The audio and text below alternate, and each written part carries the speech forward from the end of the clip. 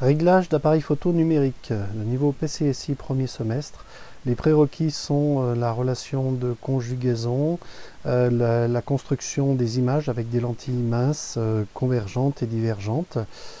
La bibliographie, c'est le Duno PCSI, mais il y a aussi beaucoup d'infos sur le sextant et sur le Dufay, ainsi que dans le Pérez. Développement, donc nous allons voir l'influence de la durée d'exposition, de l'ouverture du diaphragme et de la distance focale choisie sur l'image obtenue. Alors, modélisation. L'appareil photo numérique est constitué d'un objectif et d'un plan qui capte l'image, qui est un module CCD. Nous allons modéliser de manière simple l'objectif en une lentille simple. Nous verrons qu'en fait, dans les dispositifs réels, nous avons un assemblage de lentilles et non pas une lentille simple. Mais cette situation va nous permettre de modéliser le problème simplement et de pouvoir tirer des conclusions qui sont tout à fait cohérentes, même dans le cas même si l'objectif réel n'est pas une lentille mince simple. Alors quand on se place ici dans une situation d'un objet qui est à l'infini, donc ces rayons arrivent quasiment parallèles, une partie de l'objet arrive sous une incidence avec un angle alpha et forme une image ici, alors que l'image des rayons qui arrivent perpendiculaires à l'axe optique se forment dans le plan focal ici au centre du CCD. Alors on qualifie l'ouverture d'un appareil photo numérique avec une grandeur n, donc on appelle l'ouverture, qui est le rapport de la focale donc focale de la lentille convergente, donc positive, sur le diamètre qui est l'ouverture de l'objectif qui se met donc dans la même unité, et cette ouverture va être rencontrée avec des nombres normalisés. On verra qu'il y a déjà la suite géométrique 2, 4, 8, 16, et on intercalera aussi d'autres valeurs tout à l'heure. Donc l'onde est définie par son éclairement. Du moins, le CCD va être éclairé. L'éclairement, c'est une énergie par unité de surface. C'est une puissance par unité de surface que multiplie un temps de pause, et on oublie ici le temps de pause. Donc cet éclairement, ce sont des lux ou des lumens par mètre carré. Quand on veut quand on les compare, non. Alors cet éclairement est proportionnel à la surface, donc l'énergie qui vient frapper, donc par l'éclairement, l'énergie qui vient frapper le CCD est proportionnelle à la surface, c'est-à-dire à l'ouverture du diaphragme au carré et au temps d'exposition, puisque c'est une énergie, donc c'est proportionnel au temps, à la surface. Quant à la puissance, elle dépend du flux lumineux qu'on ne maîtrise pas ici, donc pour un flux donné. Ceci, pour une focale donnée, on va faire apparaître le produit D sur F, c'est-à-dire l'inverse de l'ouverture. Et en fait, on a donc l'énergie qui rentre dans l'appareil photo qui est proportionnelle au temps d'exposition divisé par n carré. Oui, il y a un carré encore ici qui manque.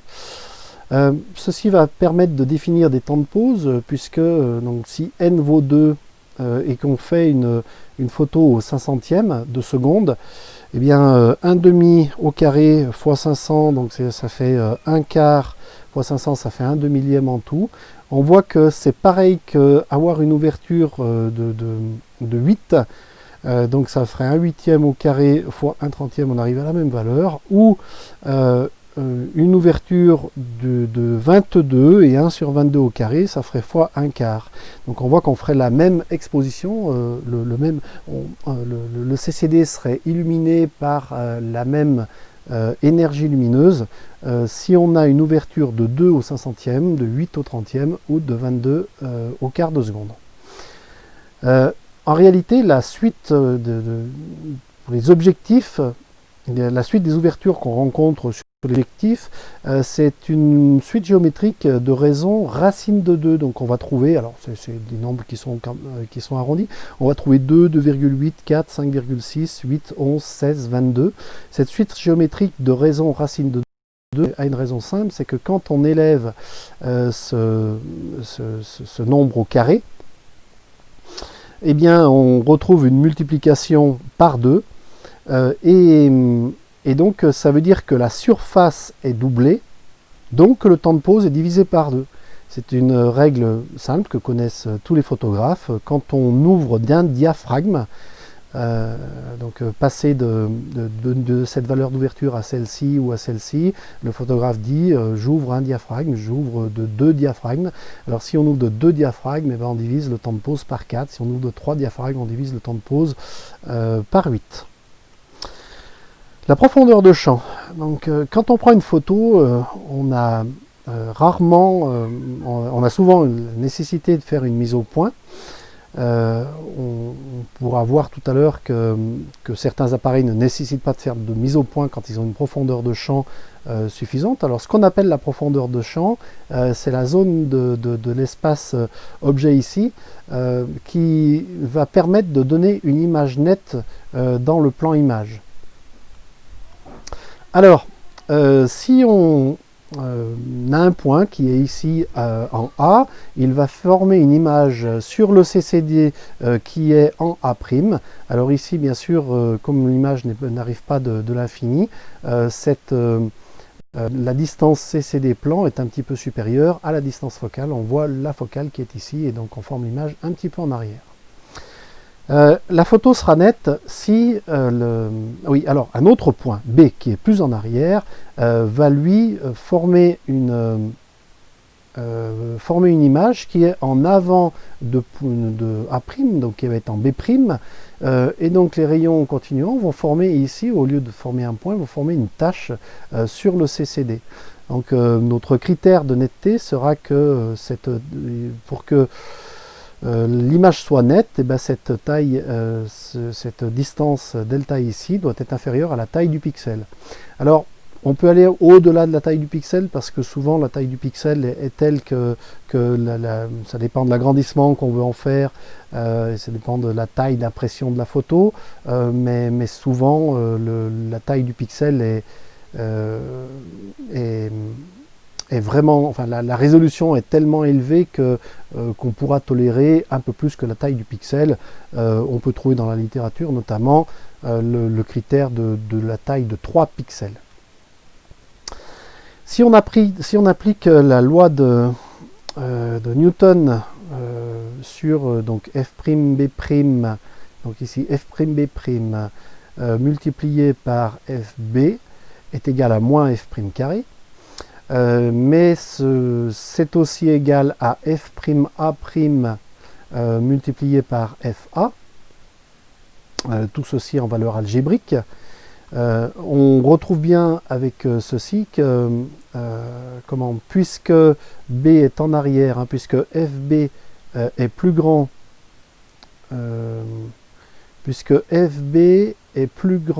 que FA, ça veut dire que F'B' doit être plus petit que F'A'. Donc B se retrouve avant A, et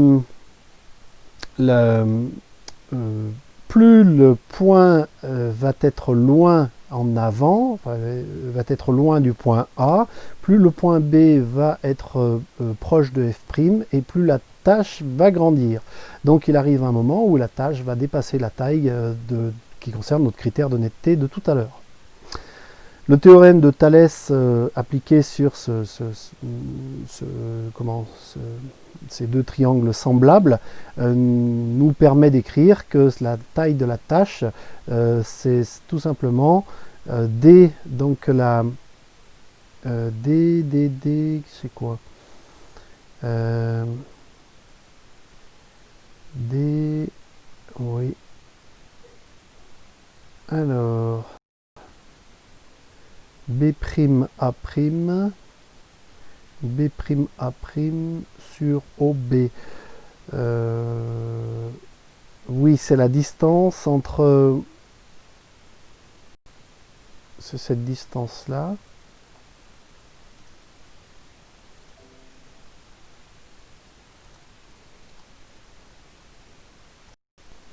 Oui, D, c'est le diamètre de la lentille. Donc c'est cette distance-là. Et bien sûr, avec les triangles semblables, on a cette longueur divisée par cette longueur qui est égale à cette longueur divisée par cette longueur-là. On voit donc en étudiant cette relation que si la distance AB augmente, donc B se retrouve plus en arrière, on a bien la taille, donc A'B', on a bien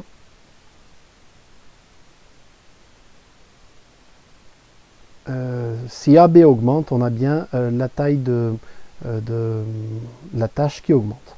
Voilà. Donc la tâche est d'autant plus grande que l'écart entre les plans entre les points de vue, les plans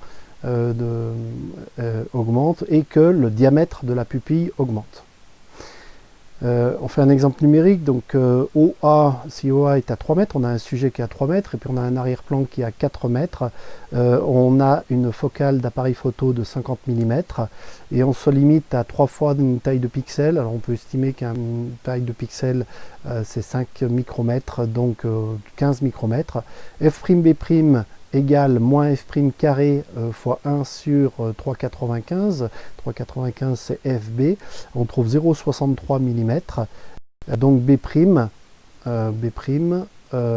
à coordonnées, donc 63 mm, c'est juste 0,63 mm, c'est juste la distance ici. Donc on voit que B' est quasiment confondu avec le plan focal. F'A', quand on fait le même calcul, on trouve 0,85, donc A' a pour abscisse 50,85 mm. On voit que ça se joue à 0,22 mm près, hein, l'écart entre les deux images.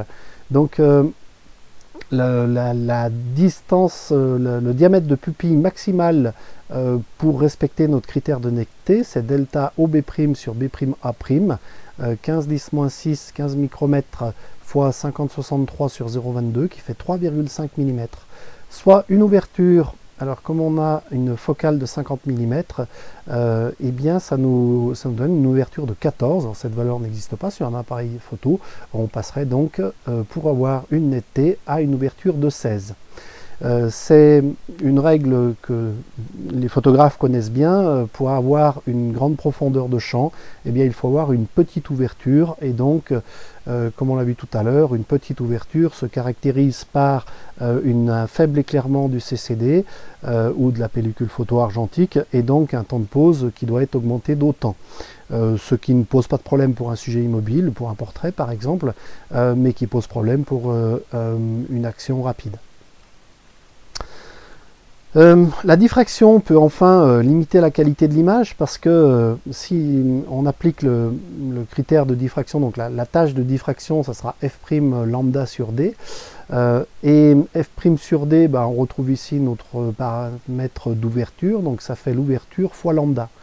Alors si on prend une longueur d'onde de 0,5 micromètres, eh bien on voit que si on a à une ouverture de 22 comme on avait tout à l'heure, donc ça fait 22 fois 0,5, ça fait 11 micromètres et on voit qu'on dépasse la taille d'un pixel et qu'on s'approche de notre critère de netteté de tout à l'heure. Donc la diffraction pour les toutes petites ouvertures peut limiter la netteté de l'image. Maintenant pour la distance focale. Alors quand la distance focale augmente, ça agrandit l'image, mais par contre on perd en profondeur de champ comme on vient de voir. Si au lieu de prendre par exemple un objectif de 50 mm, on prend un objectif de 135 ou de 200 mm, on va avoir une photo qui va être beaucoup plus agrandie, en fait, comme si on zoomait en fait. Donc l'angle de vision c'est de 37 degrés avec un 24 mm, c'est un grand angle, hein, alors qui induit par contre des distorsions de l'image sur le distorsion en barillet, et avec une image qui est un petit peu arrondie sur les bords, comme on le voit, pris avec notamment les appareils photo numériques ou les caméras d'action qui ont une très grande ouverture avec une très courte focale. Et on voit que l'image est toute déformée, l'horizon qui est plan se transforme en un arrondi et on dirait presque que celui qui filme l'action est dans l'espace. Bref, 13 degrés pour un 70 mm. Donc, là, le photographe a à faire un choix. Par exemple, quand il a à faire un portrait, il va plutôt se mettre loin. Il va plutôt agrandir et se mettre loin du sujet pour pour que ça soit moins invasif, et il va y avoir aussi moins de déformation de l'image. Si on prend un grand angle, il y a énormément d'appareils photo aujourd'hui, où les appareils photo numériques des portables sont avec des très petites focales et donc de très grande ouverture. Ça fait aussi une déformation importante parce que si par exemple le nez de la personne est ici, son front est ici, et de ce point de vue là, il y a quand même une différence qui va faire que le nez est proportionnellement plus gros que le reste de la tête. Un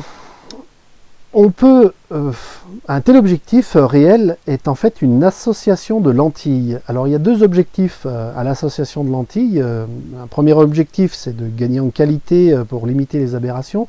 On en reparlera en conclusion. Mais un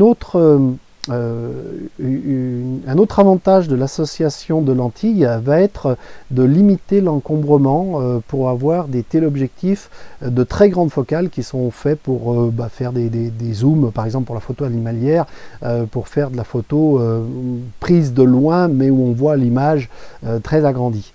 Donc si on prend une lentille normale, là, une lentille convergente, qui aurait une très longue focale comme ça, en fait on voit qu'on peut faire exactement la même chose en mettant une lentille convergente et une lentille divergente ici. Donc la convergente est beaucoup plus convergente, l'autre va réouvrir le faisceau, et tout se passe comme si ces rayons venaient de cette lentille, et tout se passe comme si cette association de lentilles était comme une seule lentille de beaucoup plus grande distance focale. Alors on peut faire une construction géométrique où on voit un objet à l'infini vu sous un angle alpha. Alors l'angle alpha est ici, on a notre première lentille convergente, alors on fait un choix ici, on prend donc un téléobjectif assez long, un gros téléobjectif de 40 cm de long avec une lentille divergente de focale moins 20 cm et une lentille convergente de focale 50 cm. Et on place les deux avec un écart de 40 cm. Alors quand on trace ce rayon ici, donc pour l'instant on l'interrompt ici, et on peut se poser la question où est-ce qu'il poursuit. Alors pour ça il faut faire une petite construction géométrique basée sur les règles des lentilles.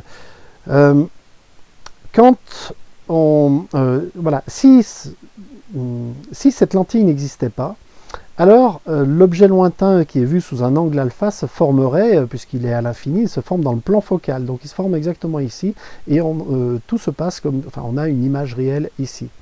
Alors si on a une image réelle ici, où serait l'image observée à travers une lentille divergente? Alors c'est plus simple à comprendre quand on place l'œil de ce côté, et si on voulait voir un objet,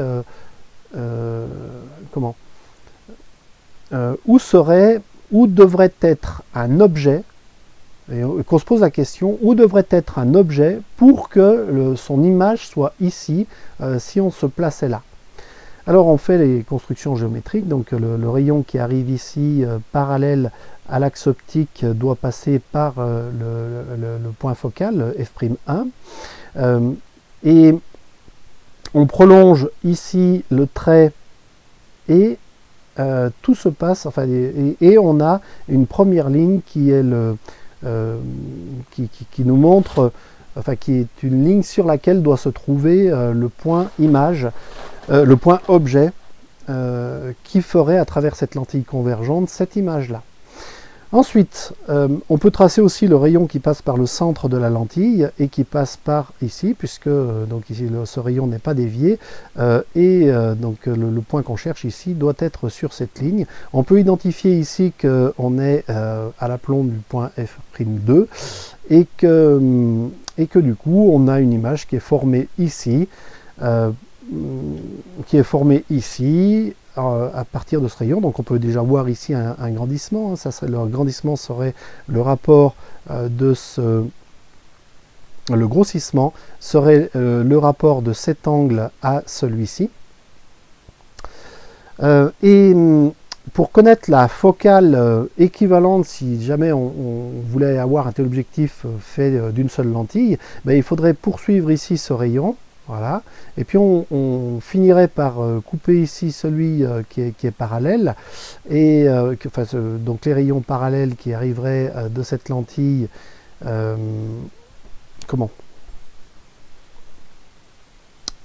qui ferait, oui, alors parce qu'on voudrait faire la même image que ça, donc il faudrait que ça soit à cette hauteur-là. Donc là, c'est pas un rayon, ça nous montre la hauteur de l'image qu'on veut avoir. Et donc, on peut voir sur cette feuille qu'on a, dans ce cas-là, un objectif qui fait 100 cm de long. L'image se forme donc en f'2. Sans la lentille convergente, il faudrait 1 mètre de longueur focale pour avoir le même grossissement et non pas grandissement. Il y a une formule qui est la formule de Gullstrand qui donne la distance focale équivalente d'un système de deux lentilles non accolées. On utilise pour ça la notion de vergence, donc la vergence de l'ensemble, c'est la vergence de 1 plus la vergence de 2 moins E, C1, C2. Donc la vergence étant simplement l'inverse de la longueur focale. Quand on fait l'application numérique avec les valeurs qu'on avait ici, on retrouve bien les 100 cm qu'on avait déjà trouvé ici graphiquement. Conclusion. Alors, on vient de voir qu'un tel objectif fait avec deux lentilles, une divergente, une convergente, nous permettait de limiter l'encombrement de l'objectif. Mais pour des objectifs plus courts, on va aussi retrouver un assemblage de plusieurs lentilles. Par exemple, des assemblages qui ont été mis au point il y a déjà fort longtemps par différents opticiens. Donc l'objectif planar, l'objectif Taylor, il y en a plusieurs autres. L'objectif dans ce cas-là n'est pas de réduire